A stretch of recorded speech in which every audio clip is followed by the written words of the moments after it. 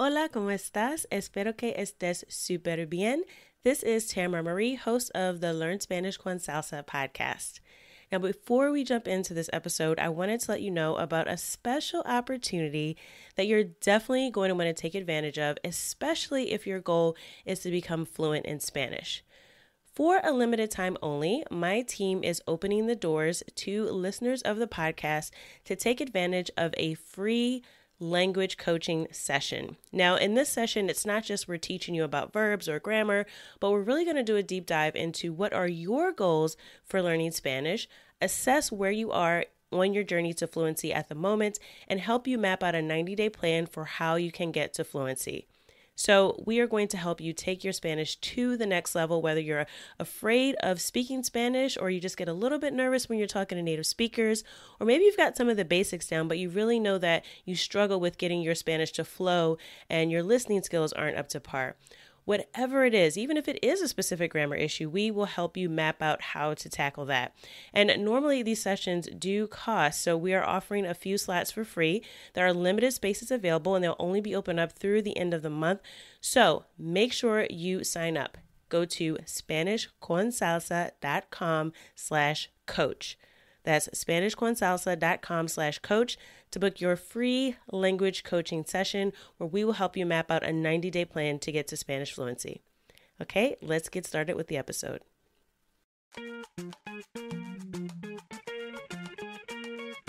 Bienvenidos! Welcome to the Learn Spanish con Salsa podcast, the show for Spanish learners that love music, travel, and culture. Close your grammar textbooks, shut down the language apps, and open your ears to how Spanish is spoken in the real world. Let us show you how to go from beginner to bilingual. Here is your host, certified language coach, Tamara Marie. Hola, bienvenidos al episodio 147. Welcome to episode 147 of the Learn Spanish con Salsa podcast.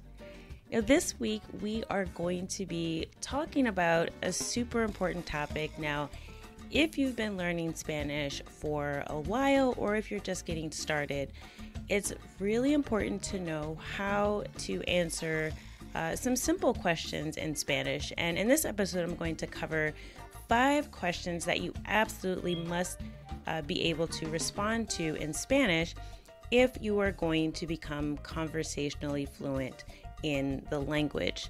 Now, I know a lot of times we start learning vocabulary or we might get obsessed with grammar, and in doing so, our conversational skills may be neglected. And it isn't until you actually are confronted with someone in front of you asking you questions in a conversation that you realize that you have no idea how to respond. So I've got you covered in this episode. We're going to go through some things that maybe you already know if you're more advanced, but if you're just starting out or if you haven't been in the habit of having a lot of conversations in Spanish lately, then this might be something that you need to brush up on as you begin to have more and more conversations. So I'm going to assume you already know the basics of Hola, ¿cómo estás? Estoy bien, gracias. ¿Y tú? ¿Y usted? I'm going to assume you know that. You know how to say, me llamo Tamara. Mi nombre es Tamara. And if you don't know and this sounds complicated to you, please download our beginner's guide to Spanish conversations. You can just go to SpanishConversationGuide.com. Really easy, SpanishConversationGuide.com if you need to start from ground zero with all the basics. But I'm going to assume that you at least know how to say those few things. And we're going to talk about some ways that you might start a conversation and some questions that might come up in the course of your conversations that you should be able to answer with some fluidity. Now, even if you hear some of these questions and you know how to answer them, I want to challenge you, especially if you're more of an intermediate Spanish speaker or even an advanced beginner, I want to challenge you to think about how you commonly respond to these questions and see if you can make your answers a little bit more detailed, more robust, and more fluid. So keep that in mind as we go through. Remember, our goal is that we want you to sound as natural speaking Spanish as you do your native language, which I'm presuming if you're listening to this podcast is probably English, or you're pretty advanced or fluent in English at the very least. So we want to be able to have our conversational expression in Spanish flow. And the way to do that is to really get good at answering some of these questions, practicing them, and getting better and better at giving more fluent answers to these questions. So even if you know how to answer some of these, I want you to reflect on how you've answered in the past, and if there's any way that you can add a little bit more detail or challenge yourself to make those answers a little bit more close to what you might say in a conversation with an English speaker. All right? So with that in mind, let's get to the 5 things that you should definitely know how to say in Spanish when responding to questions. And the first one is pretty common, and I know you probably already know how to answer this one, and it is ¿de dónde eres? ¿De dónde eres? And that's the informal way of saying where are you from. In the formal setting, you would say ¿de dónde es usted? ¿De dónde es usted? So you might hear either one of those depending on the situation that you're in. And this is a very common question that you'll get asked, especially if you're in a place where it's clear that you're a non-native speaker of Spanish, and people might just be curious as to where you're from. It's also something that commonly comes up if you're in a language exchange or you're having a conversation with someone for the first time. They're generally going to ask, where do you live? Which is ¿dónde vives? Or ¿dónde vive? If I'm using usted. Or where are you from? ¿De dónde eres? So those are the 2 things you might hear. Now, it's really important to know how to say the name of where you're from in Spanish. So you can say, for most of you, it would be soy de Estados Unidos, or maybe soy de Inglaterra if you live in England. But you want to make sure you know how to say your country in Spanish, and also the city that you're in. Because, a lot of times this is an opportunity for you, especially if you're talking to someone in a language exchange or even a tutor or a teacher that's in a Spanish-speaking country. They may not know a lot about where you live. So you want to think about that you want to be able to explain it in relationship to something that people actually know about. So, for example, if I say, soy de Estados Unidos, I'm from the United States, or I say, vivo en Estados Unidos, which I live in the United States, that's a very limited answer. You probably are going to want to add a little bit more detail. Now, I've learned from experience, if I just tell someone the name of the city that I'm from and they're not from the U.S., they generally look at me with a blank stare. And it's because there are several cities in the United States that are pretty famous.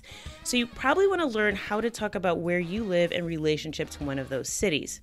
So, for example, I might tell someone, vivo cerca de Nueva York. I live near New York. Now, do I really live very close to New York City? No. But at least if I say Nueva York, they'll go, oh, yeah, I know New York, because everyone knows New York, right?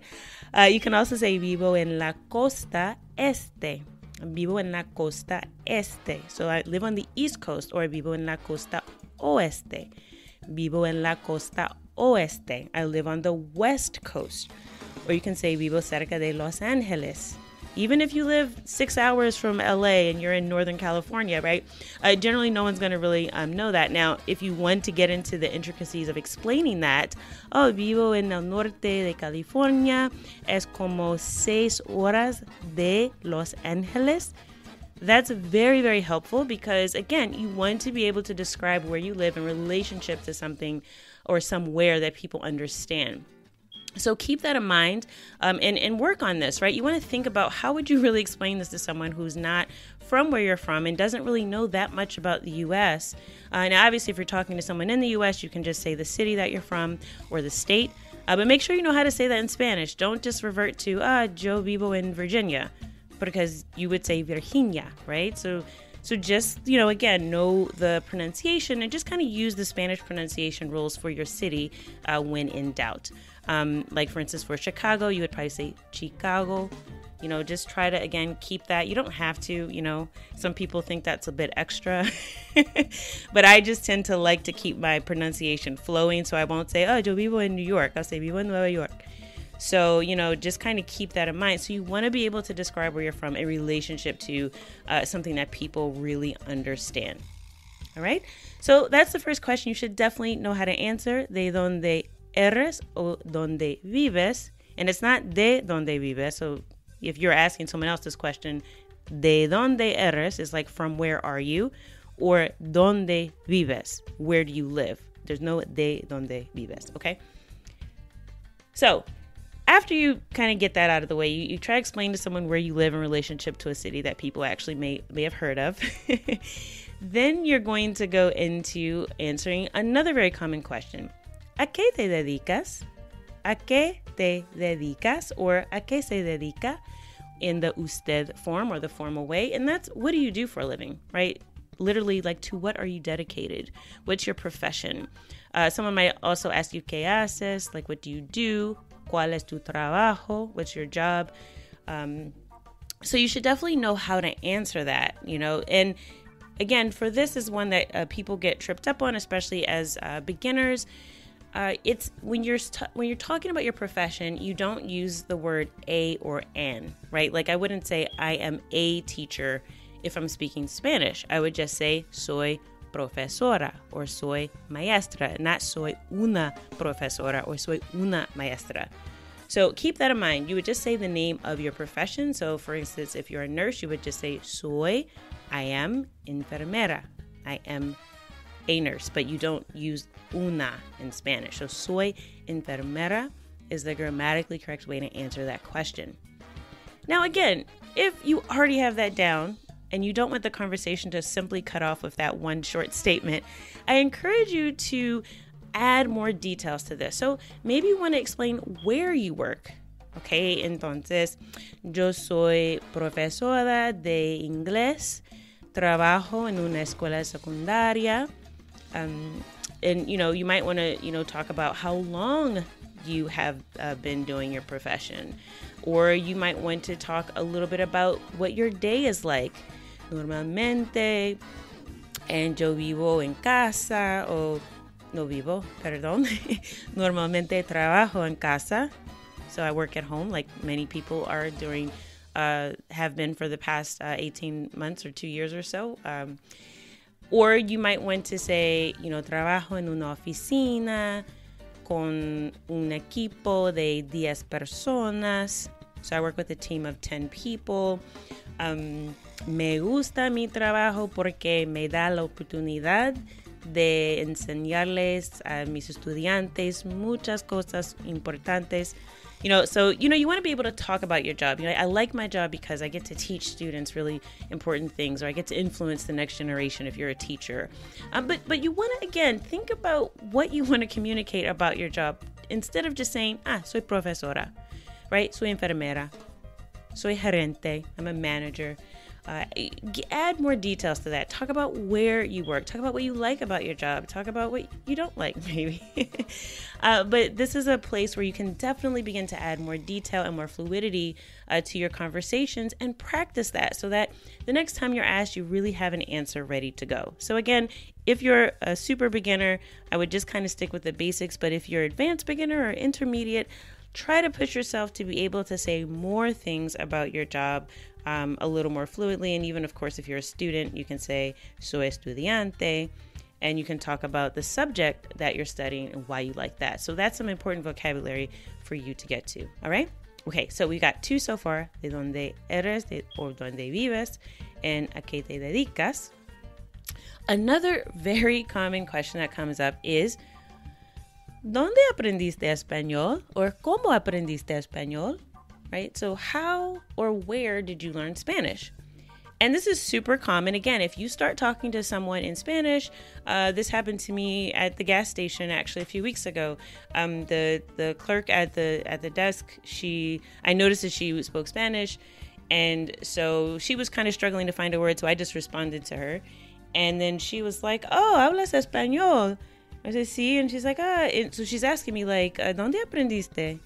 Because she's curious, because she knows that I'm not a native speaker, so she's curious as to where I learned Spanish, because she was kind of surprised that I speak the language. So you'll get that depending on who you're talking to, what you look like. People have different perceptions of what a Spanish speaker looks like. Some people might mistake you for a native speaker. Some people might have a perception that someone who looks like you is not a native speaker, even though we know, right, that there are so many different types of people that speak Spanish.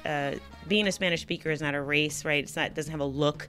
Even being Latino or Latina or being from a certain country, you could be any color, shade of the rainbow. But, we do have these stereotypes. So sometimes people might assume that you are or are not a Spanish speaker. So inevitably the question will come up, especially if you start speaking and they hear that you have a bit of an accent. They'll ask you, like, where did you learn? So this is something you should be prepared to answer. Or, you might even give a little bit of a story as to why you decided to learn. You could say something like, aprendí en la universidad, so I learned in college, which is probably not true because most people who learn a language in school don't speak it very well. No, joking. Some people do actually have some success with learning at the college level, at the university level. Not so much in high school. But you can just say, aprendí español en la universidad, o estudié español en la universidad. So I learned or I studied Spanish in college. You can also say, estudio por mí mismo o por internet. Tomé clases en línea. So I took classes online. Or you can say, tomo clases online or en línea. Either one works. Online is kind of English word, but it's kind of accepted in the Spanish-speaking world, like some phrases related to technology don't necessarily have to be translated. But, you can sort of explain how you learned. You probably won't say that you downloaded an app and that's how you became successful with having the conversation. But you can say, tengo una profesora de español, o tengo un coach de español, hablo con ella cada semana. So I have a teacher or a coach in Spanish that I talk to every week. Something like that. So again, be prepared to answer this question because sometimes, often it comes up, and try to give as much information as you would like, right? Explain to the person why you love the language, what is it that attracted you to it, because people are sometimes just curious as to why you even decided to learn a foreign language, especially for people that aren't language learners. They don't really understand why people do this. So it's important to be able to respond to this question with some fluidity. So work on your answer to that. Think about how you want to respond and what you want to communicate when you get asked this question, because I guarantee you, if it hasn't already, it will happen. You will get asked, ¿cómo o dónde aprendiste español? O también, ¿cómo o dónde usted aprendió español? All right.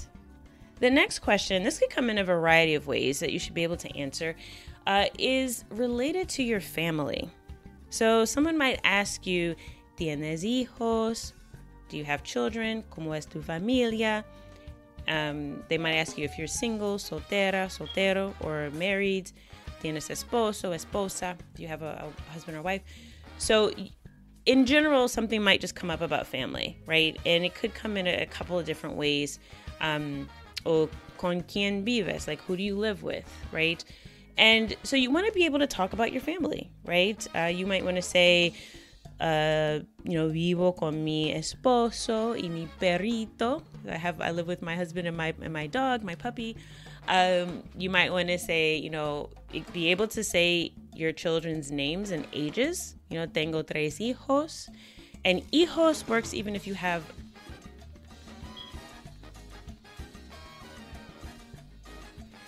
hijos works if you have daughters and sons, because you're just saying you have children.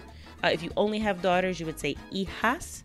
But if you have, children that are both male and female or all male, you would say hijos. So tengo 3 hijos, un varón de 2 años. So I have a 2-year-old boy. You can say, again, just learn how to say the ages. And another question that usually comes up when you say that you have children, they usually won't say cuántos años tiene, like how old are they? They would probably say de qué edad, like what age. de qué edad. So you might get asked like, well, what age? If you say, oh, tengo tres hijos. De qué edades? Like, what ages are they? And you would say, tengo un varón de 2 años. And varón is a way that you can refer to a male child. Or you can say, tengo un niño. I have a boy that's 2 years old. O tengo un bebé. You can also say, tengo una niña. I have a girl que tiene 3 años. So just know how to say, the ages and names of your children, or just, you might want to even explain where they live if you have adult children. Tengo una hija. Ella vive ahora en Nueva York con su esposo. So she lives in New York with her husband. So just be familiar with some of these phrases and be able to describe your family situation. So you want to be able to talk about who you live with, and where your family lives in general if they don't all live in the house with you, if they're a little bit older. And even like where your parents live, where your brothers and sisters live. You can say tengo un hermano o tengo una hermana. So I have a brother or a sister que vive en la misma ciudad. So I have a brother or sister that lives in the same city. So just think about, again, ways that you want to talk about your family, because again, this will come up in a conversation. Generally, people want to know a little bit about you and who you live with and who's close to you. So think again about ways that you can make your answer to that question a little bit more fluid. Now, the final question I want to cover that you should definitely know how to answer is one that you might think is a little bit boring, but I promise you it's important, because not only is it a way to start a conversation, but it's also something that generally comes up, and it's considered small talk. But I think a lot of people overlook this, and they really don't know how to say certain things because they just kind of know the basics. So I want you to really think about this as it relates to where you live, and whether you're on a Zoom call or meeting someone in person. This is definitely something that you should know how to discuss. And that is the answer to the question, ¿Cómo está el clima? Or, ¿Cómo está el tiempo? Or, ¿Qué tiempo hace? So these are all related to the weather. So, ¿Cómo está el clima? Is more like the weather in general, right? The climate. So, ¿Cómo está el clima en Nueva York? ¿Cómo está el clima ahora en tu ciudad? So how is the weather right now where you are? How's the weather in New York? And this will come up probably if you're on like a Zoom call or, Skype or whatever, or you're on the phone and you're talking to someone. Again, it's small talk, right? But it's something that definitely comes up, especially if you're in a place that has severe weather, or it's really cold and you hate the cold, or it's really hot and you hate the heat, right? It's going to be on your mind. So you want to be able to talk about it. No me gusta el frío. I don't like the cold. Hace mucho frío hoy. It's like really cold today. Está lloviendo, o ha estado lloviendo todo el día. So it's raining, or it's been raining all day. Está nevando. It's snowing. So again, I know these things sound small, but weather is something that affects all of us. So whether you're on a virtual chat or if you're in person, it's a great way to start a conversation, right? You do it in English. Maybe you're at the bus stop. You just arrive at a place and you get in and it's super cold outside, like it is a lot here lately. And you go in and the first thing you probably comment about is something in your environment. And what more common is there in your environment that you share with other people than the weather? So you might start a conversation with someone that you don't even know yet. You just kind of walk in and go, hace mucho frío hoy, ¿no? Like, it's really cold today, isn't it? Sí, hace muchísimo frío. So then they respond, right? Oh, it's very, very cold. And then you have a conversation. Mi nombre es Tamara. Y tú? ¿Cómo te llamas? And, you'll be able to start a conversation that way. So even if you are starting to go out in person again, talking about the weather is a great way to start a conversation. And you want to be able to talk about things that you like and dislike about the weather as well, because it'll come up, right? If it's winter and you don't like winter, you'll be talking about how you want to go to a warm place. So you should know kind of how to say that, no me gusta el frío, prefiero el verano. So I don't like the cold. I prefer, or I would rather be in the summertime. So again, think about that. Think about little ways that you use this type of small talk in English, and try to be able to say these things a little more naturally in Spanish. Again, you don't want to say, hace calor, right? Oh, it's hot. You want to go, hace calor hoy, pero demasiado, no me gusta. que es muy caliente, and it messes up my hair. I don't know, whatever you want to say. Learn how to say those things. And again, think about ways to have these conversations more naturally in Espanol. Okay, so I hope that has been helpful. Again, the 5 questions you should know how to answer in Spanish. ¿A qué te dedicas? ¿De dónde eres o dónde vives? ¿Cómo es tu familia? So explaining some things about your family. ¿A qué te dedicas? What do you do for work? Y finalmente, ¿cómo está el clima o qué tiempo hace hoy? So that is what I have for you. Those are the 5 questions. I really want you to work on these and, really begin to think about how you can make your conversations flow a little bit better and sound a little more natural as you answer these common questions that come up in conversation. Now, I also have a little bit of a surprise for you. So for those of you who made it to the end of the episode, I want to let you know that we are running a special. If you would like our help with improving your conversation and even testing out your answers to some of the questions I mentioned in this episode to see, how can you make those answers a little more fluid, and getting some advice from one of the native speakers on our team to help you really refine your conversation and make what you're saying sound more natural and less like a script. We are offering 30% off of our language coaching service through the month of March. So if you're interested, just go to SpanishConsalsa.com/coach and you can put in the code March30 to book your initial language coaching session with one of our amazing team members. And I always brag, I really do have the best team when it comes to learning how to speak Spanish and actually helping you get comfortable with speaking the language. I cannot say enough about the phenomenal women. And we do happen to right now still have a team of all females, but it's not intentional, but it is good to kind of have a team. But either way, make sure you jump on this opportunity. You get 30% off. You'll get an opportunity to practice your responses to some of these questions, improve your conversation skills, and really get to a point where you're comfortable communicating in the language and sounding more and more fluent.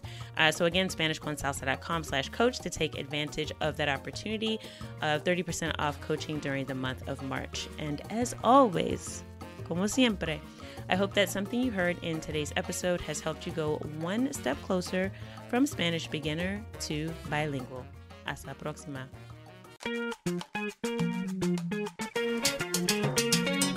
Thank you for listening to the Learn Spanish con Salsa podcast at learnspanishconsalsa.com.